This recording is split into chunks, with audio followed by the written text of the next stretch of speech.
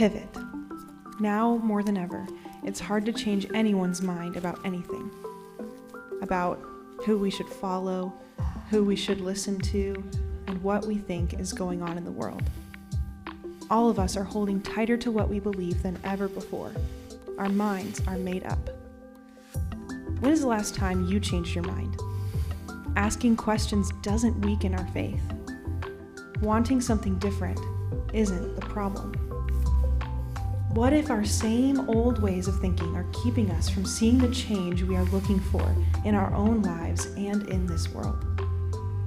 Paul's letter to the church in Ephesus challenges us to consider a wisdom that is not of this world and see people the way that God sees them, to see problems the way God sees them, and maybe even to see yourself the way God sees you.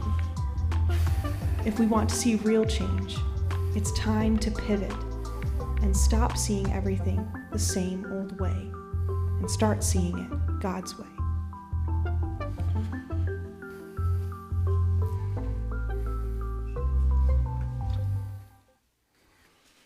All right, so when I was about 14 years old, I could not wait to drive. Anybody in here the same way? When you were like about 14, maybe 13, 12, somewhere around there, you were like, I cannot wait to drive a car.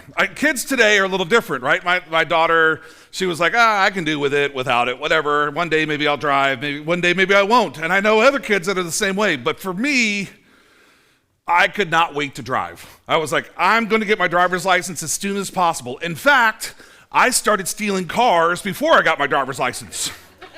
I was like, I'm going to do this as soon as I can. And so, in fact, this is a 1970 Chevelle SS. And so a buddy of mine, actually, I call him my buddy, but he was actually my brother's buddy. And my brother is 10 years and 6 days older than I, so he did not look at me as a buddy. He looked at me as like going, that's my friend's brother, and he is a little, like a brat that he has to tail around every once in a while with me. I'm sure that's how my daughter's friends look at my son when he has to be tailing around sometimes with her. And so, so here's what happens is that as I would be tailing around in the back seat of a very similar car, his was sky blue, I would ride around in this car and going, I want this car. I want it. I loved the car. I all the time I'd be driving around in it, and there was very few things that I wouldn't do to drive or to have that car. There was very few things. I looked at it and go, there's very few things that's going to stop me from doing that. And so I think that some of us, there's things that we would do for some of the things that we want that we don't think about. Like, I'll just give you another example. When I first saw my wife, oh my gosh, it's like they already know where this is going. They've heard this enough times. They're like, oh God, here this is going. So I met my wife. I met her. We don't even have to go where I met her at. We'll just say I met her one place. So I'll just say where I met her at. I met my wife in a bar, right? I was bartending and working security at a bar, and my wife showed up trying to sneak her friend in, so she was all flirty with me, right? She was trying to sneak her friend in who was under 21, and I fell for it, hook, line, and sinker. I was like, yeah, come on in, let's go. And it worked. And so, and she was like, hey, we're going to be back tomorrow. And I'm sure they intended to come back. They got me the first night, so they'd probably get me the next night. But they didn't show up. But I was very observant. I listened, and just who I am. And so I played stalker, right? And showed up at her work. And here we are 20 years later. It's how it showed up, because it was like, I want that. There was very little that was going to stop that from happening. And see, there's things in our lives that's how that things work. And see, and I know, and here's the thing, today we're going to be talking about the wanted thing. And see, we all want things. In fact, there's probably several things that you can list that you want. There's things that you probably have a list that you go, these are things I want, and these are things I need. And the things that you need sometimes are probably wants that you've identified as needs, but they're still probably wants. They're not needs. Needs are shelter, food. those are needs, but you're like, but sometimes those wants are big things. Sometimes you have big things that are wants. So, sometimes it's a new car or a vacation or a new house. And see, throughout the New Testament and the Old Testament and human history, we find stories of people who want something. We find people who want something, and they're willing to do almost anything to get it. In fact, they do almost anything to get it. And most of these times, and most of these stories end terribly. They do. And yet, and I'll just tell you now, some of my stories end good, and some of my stories end terribly. My wife and I, we're still chugging along 20 years later. But the car thing, I'll share a little bit with you. There was an incident where a buddy of mine showed up at my house in a stolen vehicle. And I got into the car, and I knew how to drive stick. He didn't know how to drive stick. We drove around. We went all over the place in that car that day. He had taken it from his dad. And so they called it joyriding but it was stolen. And I was the one driving. And when we got pulled over, the police officer pulled us out of the car. Well, he was really nice about it. It was actually really cool. He pulled us out of the car, put us in the back of his car. We didn't even have to wear the matching bracelets at that point. He took us to Burger King. He was like, "Come on, get in the car. We're going to go to Burger King." And I was like, "What? Okay, well, this is different." And when we got there, he happened to be friends with my buddy's dad, and so he took us to my buddy's dad, and that was a whole different incident. I was like, "Oh, well," and when he let my buddy out of the car with his dad, that was like, it was just it did not end well for my buddy. And he was like, "We're going to go to your parents' house next." And I go, "Oh, well, it's not going to end that way for me." I said, "I'll just tell you that now." And then my mom broke out an extension cord on me. See, sometimes the stories don't end very good. Sometimes they end very terribly. And there's times where I remember very vividly how they end. And I'm sure that you have some of those stories that you went for something that you wanted and it ended very terribly, that you remember very vividly. That you just go, "Oh, I remember how painful that was. Or I remember having to go grab the switch. I remember having to go do this. I remember how this happened." And I know that some of you are angels. I know that. I know that some of you came in with that halo above your head. You actually levitated into the room. I was standing outside, I watched. I was like, "My gosh, this story's not going to relate to them at all today." I was like, "It's going to be a really bad day for them. They're not going to be able to relate to this at all."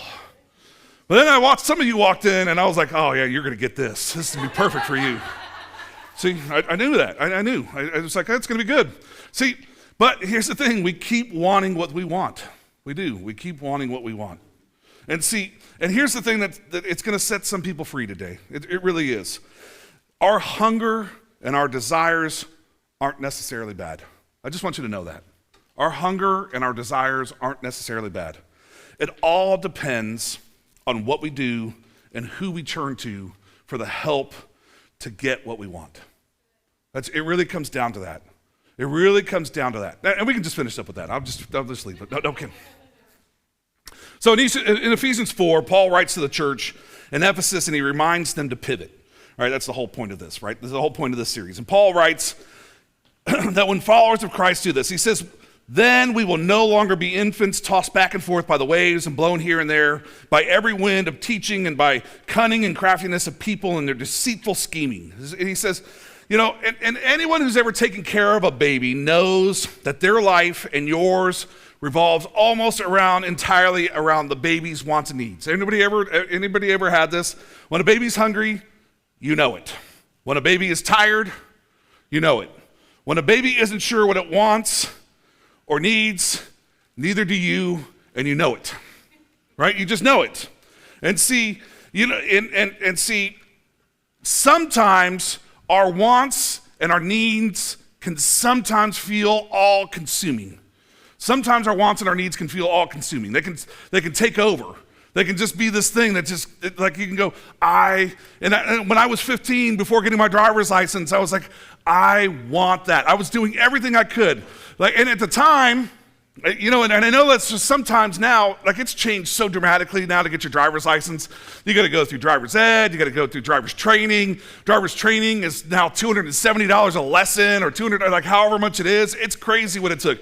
I remember back then, you went to your high school to take driver's ed and driver's training. You could just get knocked out. Now it's a $1,000 adventure, but you just knock it out. And see, the want, like when we come to this, our wants and our needs can just sometimes be all consuming. I was just like, I have to get my driver's license. I have to pursue this. And I worked to get money to buy a car, not for anything else. I was like, this is what I'm going to come after. And see, Paul compares those who give into their wants and needs or pitch a fit when they don't go get their way as a baby lost on a boat. That's what he compares them to. And I think that for me, I was a baby lost on a boat trying to get a car. I was like, I'll do anything. I'll just which direction. I had no goals, aspirations other than a vehicle. I had nothing. And see, do you think about this, when you don't get your way, do you feel like pitching a fit because things in your life aren't going your way? Is that how it happens? Like, oh, my life doesn't go my way. I'm going to pitch a fit. Or do you feel a little out to sea? We don't get what you want to do next. Like, are you like a child? Like, I mean, my wife. See, I don't even have to say anything. You guys have already heard it. My wife doesn't get her way. She can pitch a fit sometimes. And it's the same thing with my kids. My kids, if they don't get their way, they can pitch a fit. They are the best at it. And I can do the same thing. But see, the thing is that I sulk in it. I don't pitch a fit. I just, I didn't get my way. And I just kind of, but the thing is, see, this is what happens is that Paul calls us to pivot. He tells us, hey, you're supposed to change this. You're supposed to pivot away from this. And he writes, he says in verse 22 of this, so Ephesians 4:22, he says, you were taught with regard for your former life to put off your old self, which is being corrupted by its deceitful desires. I want to stop there for a second. These are deceitful desires, because here's the thing, almost always when you get what you want, it actually doesn't change your heart, it just makes you want more. When you get what you want, you just end up wanting more. You're like, hey, I need more stuff. I need more things. It's more and more and more. And so verse 23, to be made new in the attitude of your minds and to put your new self, and to put on the new self created to be like God in true righteousness and holiness. And those Christianese words there, that righteousness and holiness, that righteousness means to be set apart, really, that holiness. If you just take that word and just to be set apart, to be different. See, here's the thing, our lives are called to be set apart from everybody else's life out there. See, most people are living paycheck to paycheck. Most people are struggling. Most people they're just on the habit trail or the rat wheel, trying to just get more and more in this continual acquisition of goods. Like the Amazon delivery guy knows them by name because they just keep showing up at their house every day. They're like, here's the next thing, here's the next thing, here's the next thing. And they don't know what to do now that there's all these tariffs, because they're like, I just need more stuff. They think it's going to fill the hole in their heart, and nothing's going to fill that except for Jesus. And you just keep going, no, I need more things. I need more things. More and more and more. And see, we deal with this, and I'll just tell you, we deal with this at the shelter. Down at the shelter, we deal with people that just trying to continue to get this acquisition of goods because they think that that's going to make them whole. And that's not what's going to make them whole.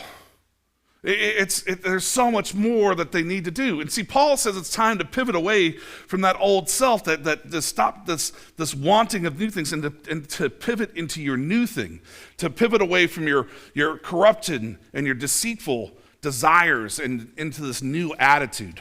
And see, and that's why over this next couple of weeks, we're continuing to look at different people in the Bible who need to pivot in their perspective. They needed to pivot because we believe that if we stop seeing everything the same old way and we can start seeing things God's way, that's really what we're looking to. So, what are you doing about your desires? So the next slide is stop seeing everything the same old way and start seeing everything God's way. So what are you doing about your desires? And who are you turning to for help with your desires? Who are you turning to for help with your desires? What are your desires and who are you turning to? So here's the thing, 73%, just give you a little bit of, 73% of buyers said that most of their buying is unplanned. 73% of people do most of their buying unplanned. And the average buyer spends over $300 a month on impulse buying. So impulse purchases, $300 a month. And I know that for some of you, you're like, I don't even make that much money, Mike. Okay, well, that's cool. So then you're spending more than what you make on impulse buying. But $300 a month on impulse purchases. And see, the number one reason for impulsive online purchases is the motivation is to treat yourself. I'm just going to treat myself. Today is the day I'm going to treat myself.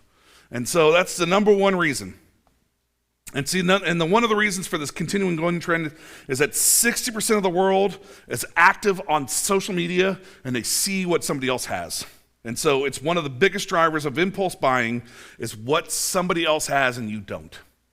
You're seeing what somebody else has and you go, I want that. And so it's time for me to treat myself. I'll find the knockoff version of it and I'll get this. I'll find the one that they have on the TikTok shop, or I'll find the one that they have here. Or I'll get this one here or that, and then and that's what ends up happening. And then it shows up, and you're like, well, that's a piece of garbage. I'm not going to use that. So it's just how it is. Your impulse buying ends up you buying something that's just junk, and you never use it. Now, if you think Paul's letter to the Christians in Ephesus, if you look at it, and if you look at it as a letter to us today, telling us to stop wanting things, that's not true. Because he's not telling us to stop wanting things. In fact, God made you to want things. He made you to want things. He made you to have desire. He wants you to have community. That's what it says in Acts 2, 46 to 47. He made you to want to be surrounded by beauty, is what it says in Psalms 96. He made you to want you and your specific tendencies. That's what he made you as. And that's Psalms 139, 13 and 14. He made you the way that you are.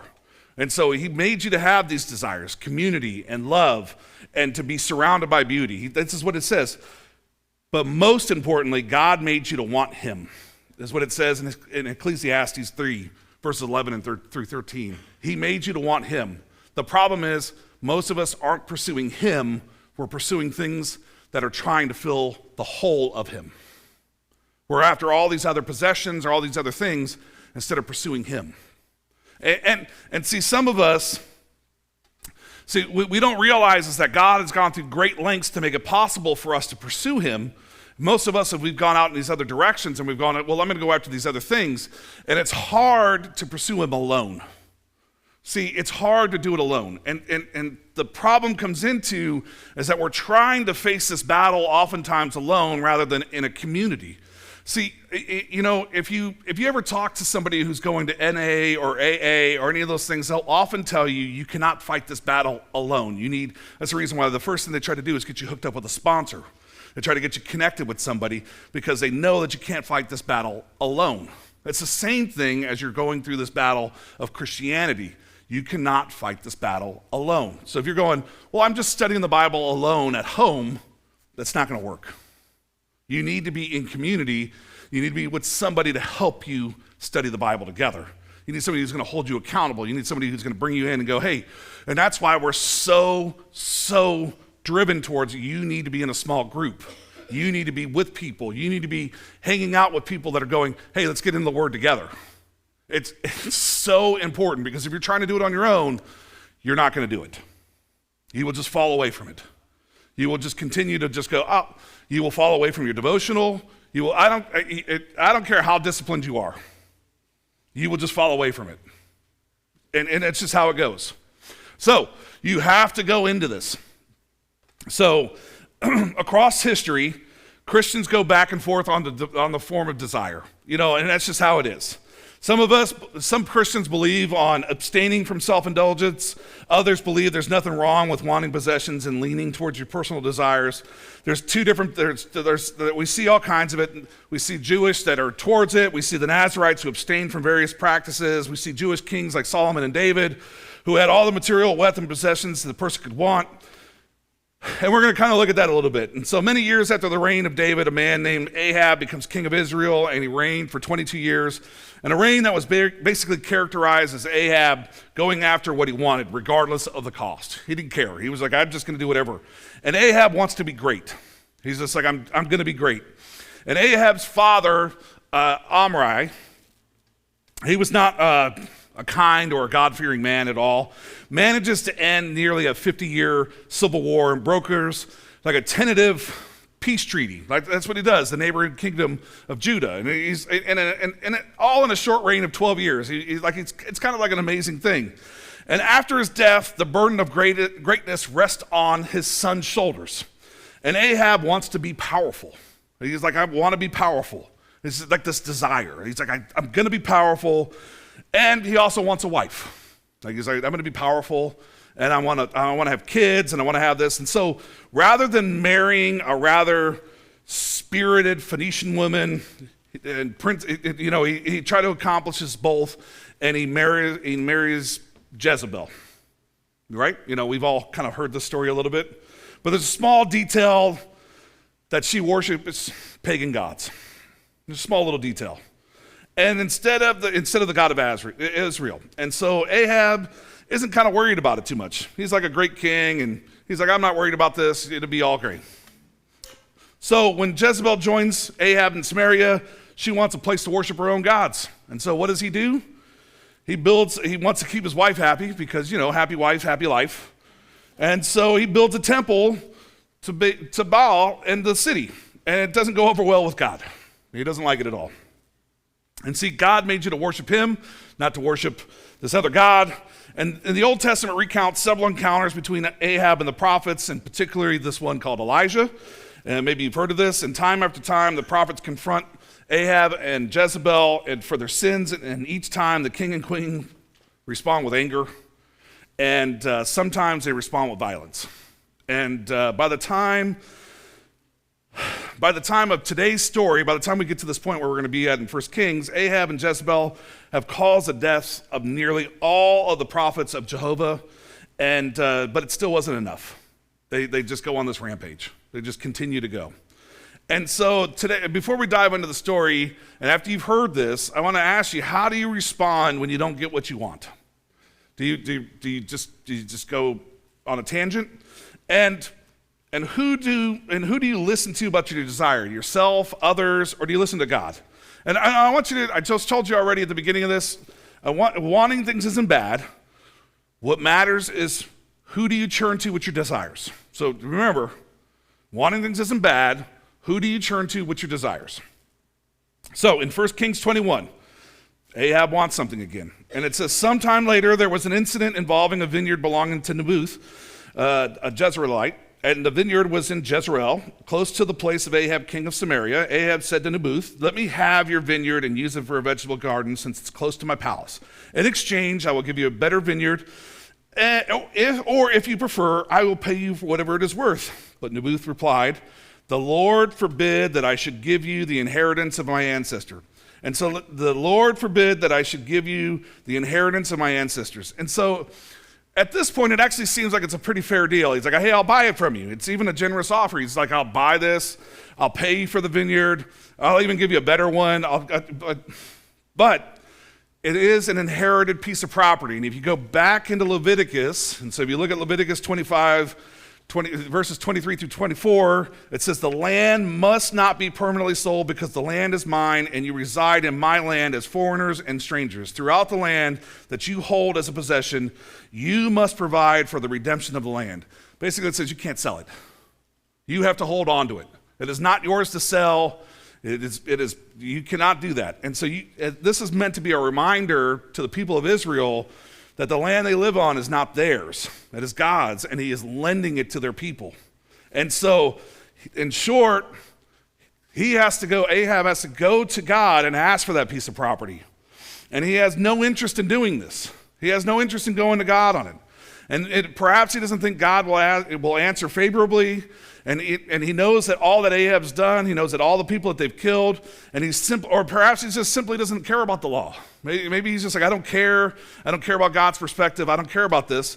Either way, he does not handle this rejection well, right? And so Ahab went home sullen and angry because Naboth the Jezreelite said, I will not give you the inheritance of my ancestors. And here's what it says. He lay on his bed sulking and refused to eat. At this point in his life, Ahab is getting used to what he wants, and this rejection devastates him. He turns into a teenager. He turns into a teenager that got told no. Like, they ran to their room and climbed on their bed and said, oh, he hates me. That's what happened. What am I going to do? He told me no. I don't know what I'm supposed to do now. And this is how life is for him. He's like, I don't understand what I'm supposed to do now. He goes into his room, and this rejection is almost unbearable for him. And see, this is how some of us react when we're told no. I love that, I tell people, when somebody tells me no, I go, I'm a man. I've been told no lots of times. my wife, what? Why are you saying that? But that's how it is. I was single once. I was told no. It happens. It's just how it happens. But see, that's the thing, is that you have to understand is that this is what goes on. Have you ever told a toddler no? This is how the same thing, this is the response that you're getting from him. You tell him no, and he runs to his room crying. No, and he goes, oh my God, the world's gonna end, and he runs off. He doesn't get what he wants. How do you handle rejection? What do you do when you don't get what you want? Well, how do you handle this? And see, Ahab responds like a toddler, and he goes on a hunger strike. This is what happens. And see, it seems like Jezebel is actually used to dealing with her husband's antics, right? In this dramatic ways. She walks in and sees this. And his wife Jezebel comes in and asks him, why are you so sullen? Why won't you eat? And he answers, because I said to Naboth the Jezreelite, sell me your vineyard, and if you prefer, I'll give you another vineyard in its place. But he said, I will not give you my vineyard. And Jezebel, his wife, said, this is how you act as king over Israel? Get up and eat. Cheer up. I'll get you the vineyard of Naboth the Jezreelite. She said, this is how his wife has to act. Get up, eat. Come on, what's wrong with you? She has to become the man of the house. She has to go, come on, you suck, get up. What's wrong with you? You're supposed to be the king. Act like a man. This is how it is. And could you imagine how this is taking place? But this takes place in our culture today. This is what's happening. This is what's happening in our world today. We have men that are acting like, well, we see this all the time. We see how men are acting, and we have to go act like a man. Get up. Do what you're supposed to do. Act like a person that you have responsibility. You've been told no, it's okay. See, this is the problem, and it's not part of my message, and I'm just going to give you a little rant. This is the problem with participation trophies. See, everybody, here's your trophy. You're going to be so successful. I know that you finished 232nd, but here you go. See, that's the problem. See, not everybody's going to be a winner. Somebody loses, and if you finish 232nd and they still gave you a trophy, and you thought that you were going to be a winner, that's a problem. See, you lost. The guy, and even sometimes we have to recommend that sometimes the guy who comes in second, he has to remember he was the first loser. We have to remind them, just because you were in second, you're still the first loser. We have to tell them those things, because here's the thing, you should still be striving to come in first sometimes. Unless you're winning the Olympics where you get a silver medal, that's how you have to look at this thing sometimes, because we've set them up for failure sometimes where they're going, well, what am I supposed to do? I didn't get what I wanted, and they didn't give me a participation trophy. That's what we've gotten to in this world. That's what's happened. So I'm sorry for some of your soft parenting skills. I'm sorry. I know. By the way, there's a participation trophy at the back of the room for when you exit today. Thank you for participating. And no, I'm kidding. We didn't have any of those. I'm sorry. I'm not trying to be mean. I'm just telling you is that that's what's happened to some of our world today, is that we're soft parenting our skills to where they don't have any discipline. We just don't have it anymore. And it's caused us to where we've forgotten some of the things that most of us were raised with. Most of us in this room were raised with some discipline. Most of us in this room were raised with, and I know that you go, I'm never going to do that, and I'll never do what my parents did to me. Don't do what your parents did to you, but raise your kids with discipline. It's simple as that. You don't have to beat them. You don't have to, like I got beat with extension cords. My kids have never experienced that. Never. You don't have to do that. But you can still spank them. You can still, hey, hold them accountable.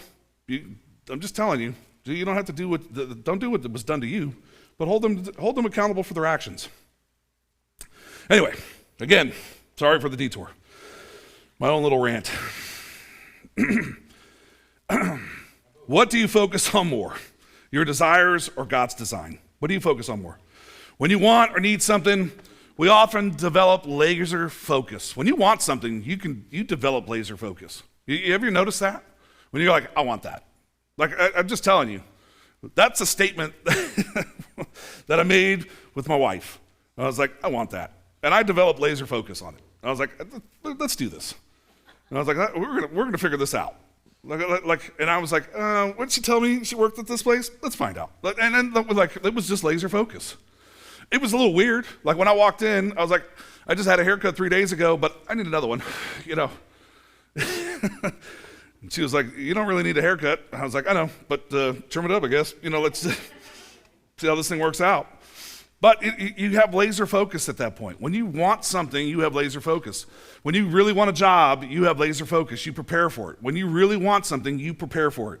When we are hungry, all we can think about is food. We notice every advertisement for it. We notice every sign. We notice every picture of a burger. We notice everything. You salivate over the smell of food. You're like, oh, I'm hungry. That's just what happens. You see a delicious looking burger. You're like, oh my gosh, that looks so good. Why do you think you can't go shopping when you're hungry?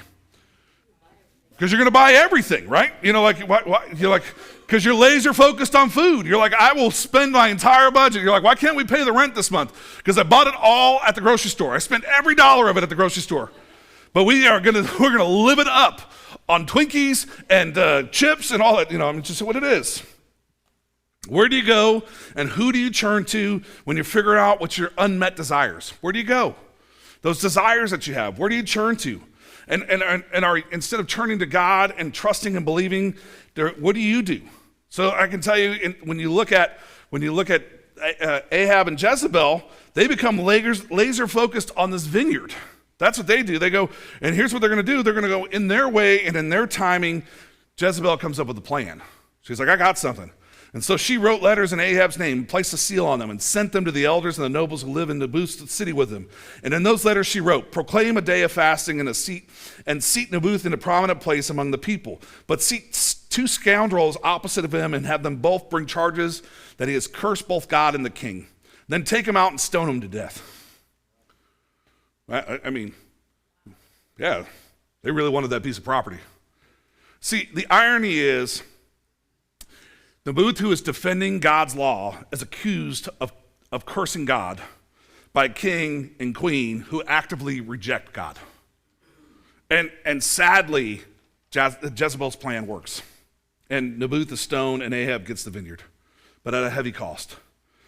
Then the word of the Lord came to Elijah, go down and meet Ahab, king of Israel, who rules in Samaria. He is now in Naboth's vineyard, where he has gone to take possession of it. Say to him, this is what the Lord says. Have you not murdered a man and seized his property?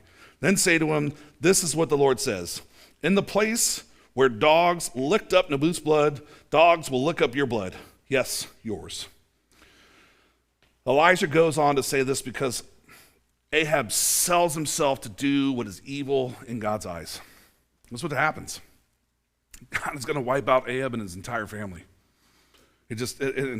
Including Jezebel, who's actually devoured by dogs.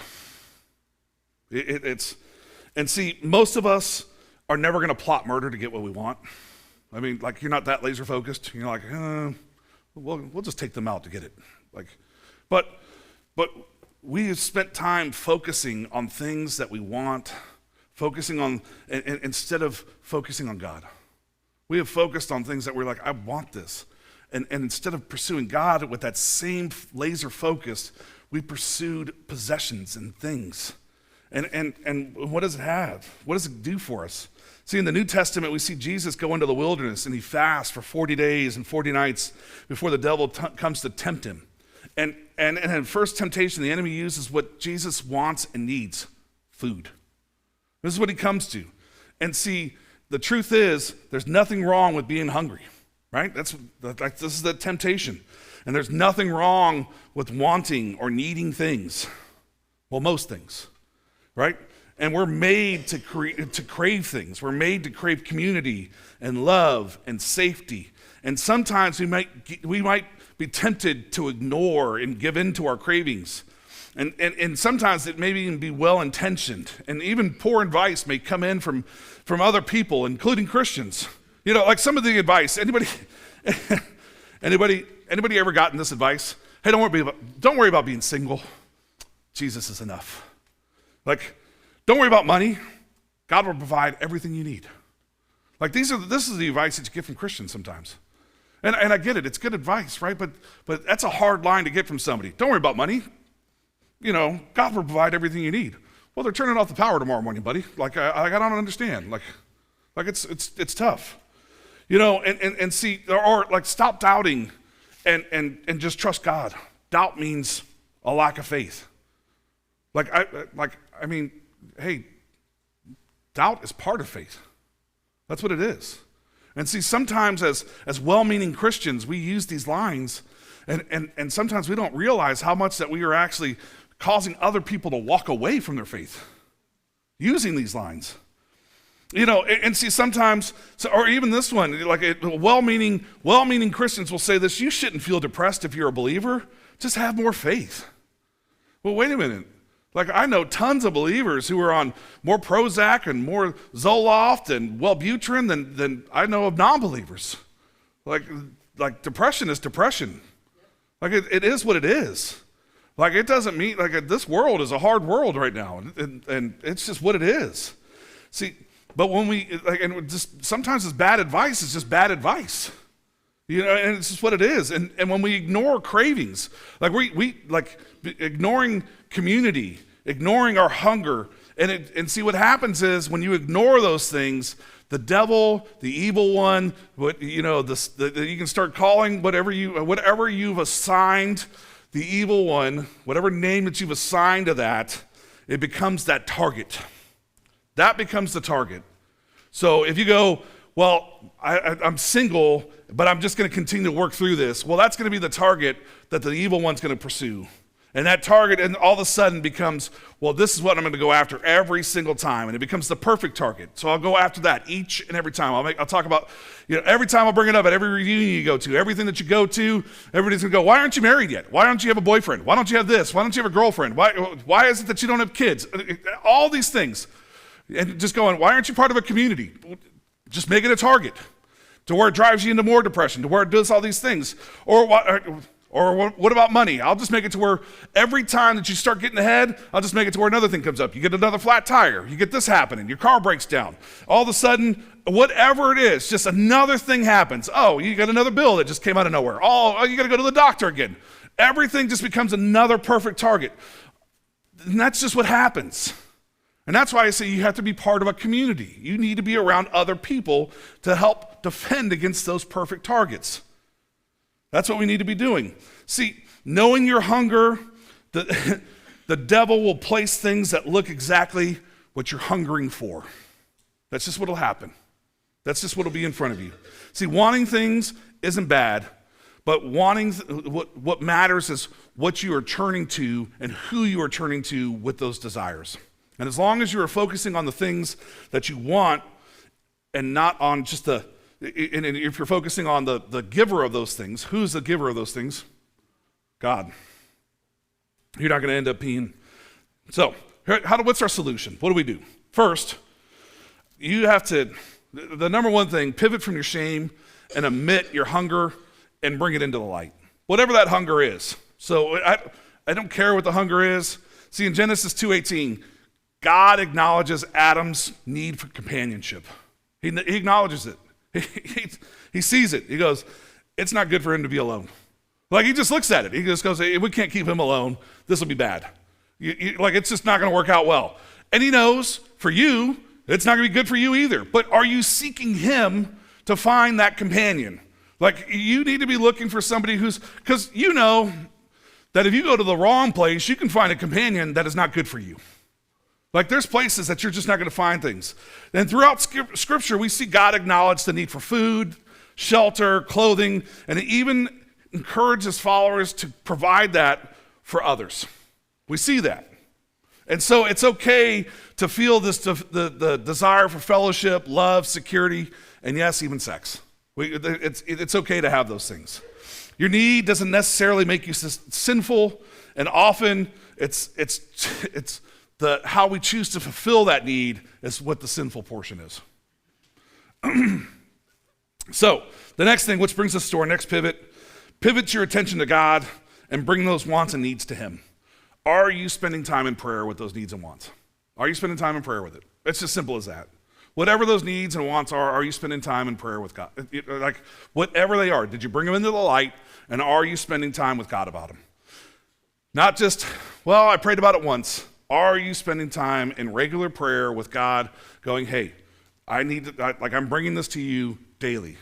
And so in the Old Testament, we see that they prayed often. And we're not just talking about, hey, well, let's just do it before meals. They prayed in morning, they had a noontime prayer, and they prayed in the evening. And then that noontime prayer was often, in the New Testament, that noontime prayer is just the Lord's Prayer. So they did that often at lunchtime. They just did the Lord's Prayer every day at lunch.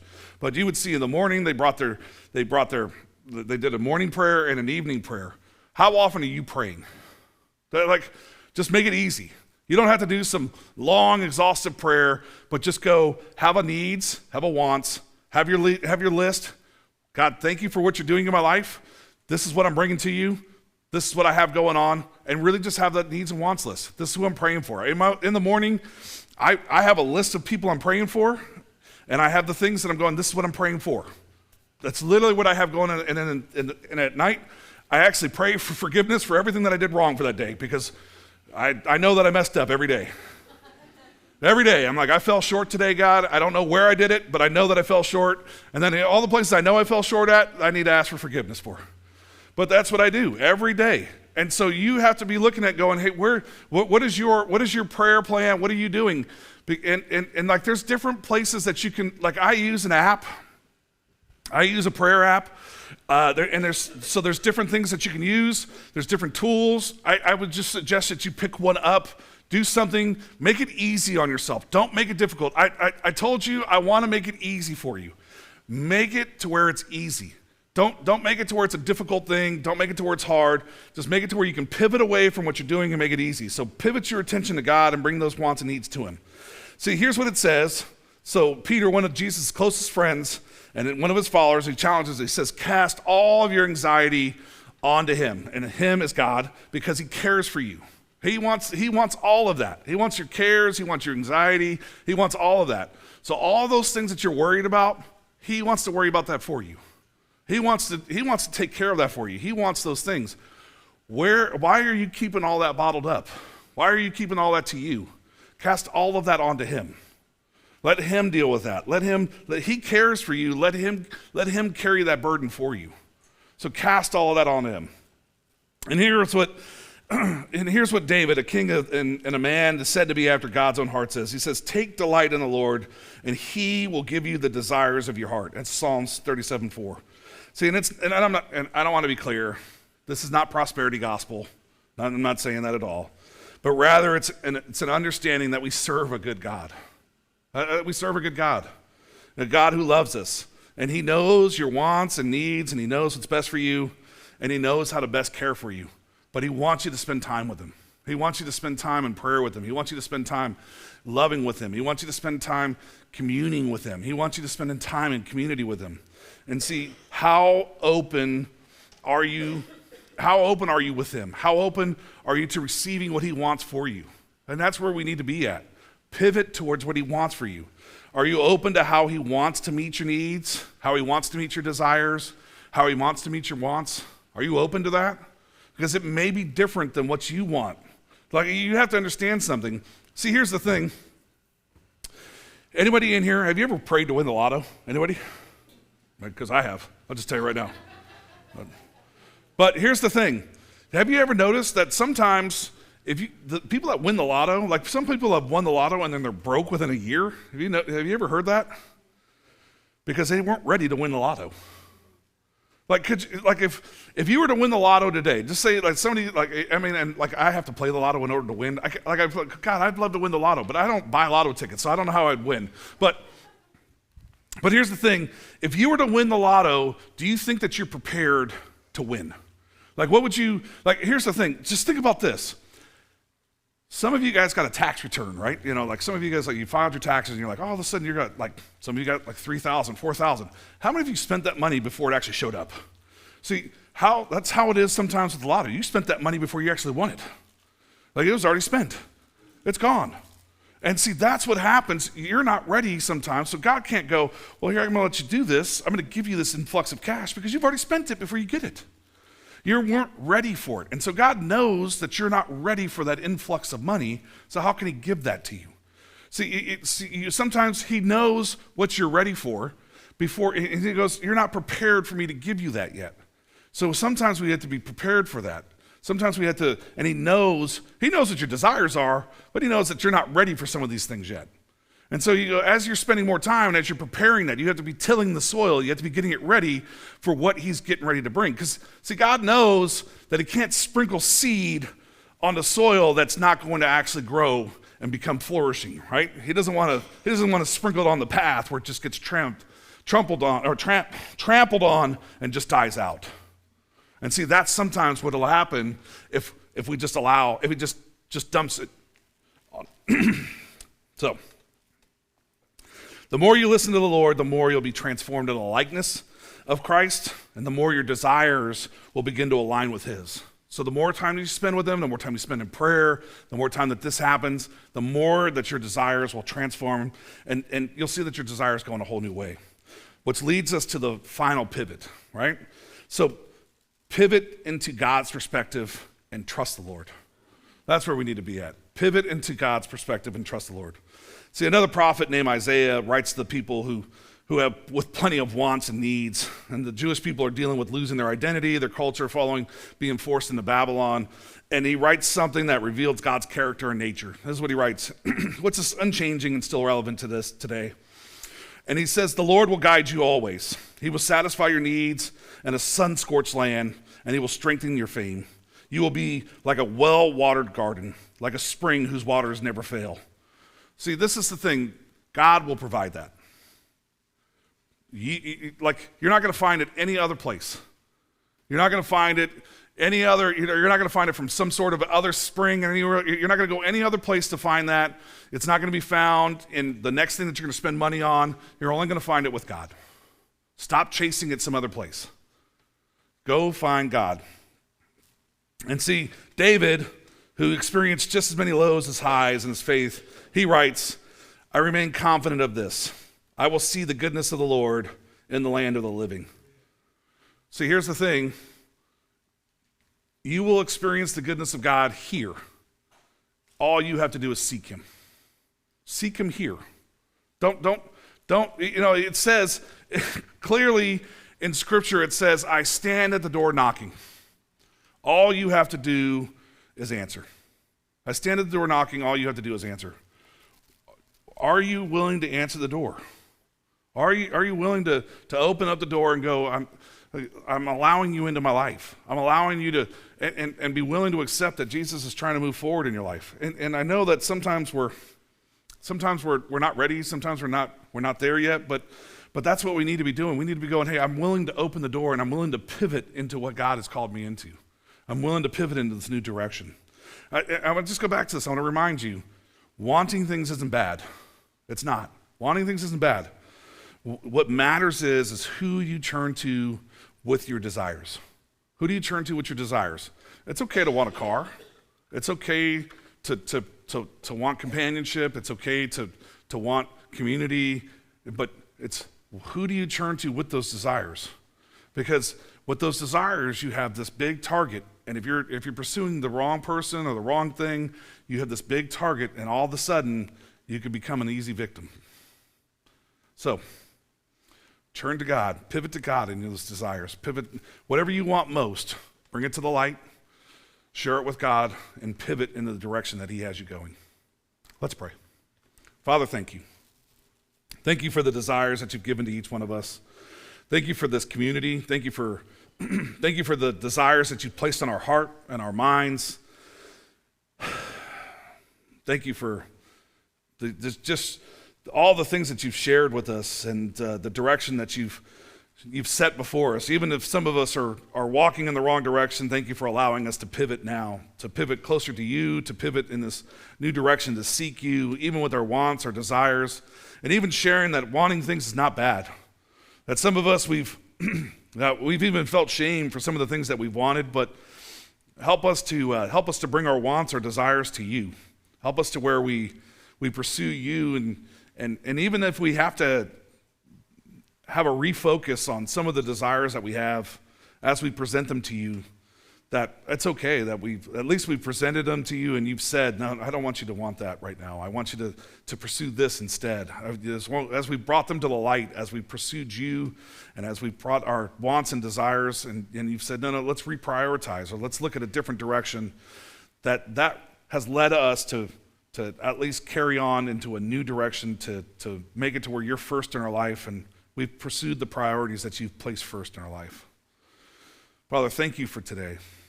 Thank you for the direction that you're leading us in this year, this season, and this season as a church. We're grateful for all that you're doing and all that you're doing with the Edge and through the Edge.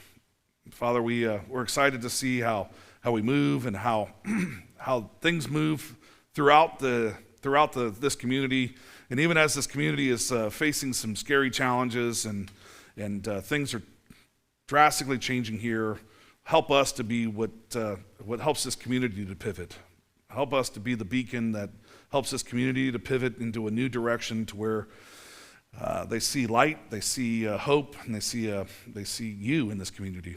So, Father, we say thank you, and we say thank you for each one of those that are here, and those that wanted to be here, and those that are watching online, and those that have missed today, but we'll catch it throughout the week. And so, Father, thank you so much.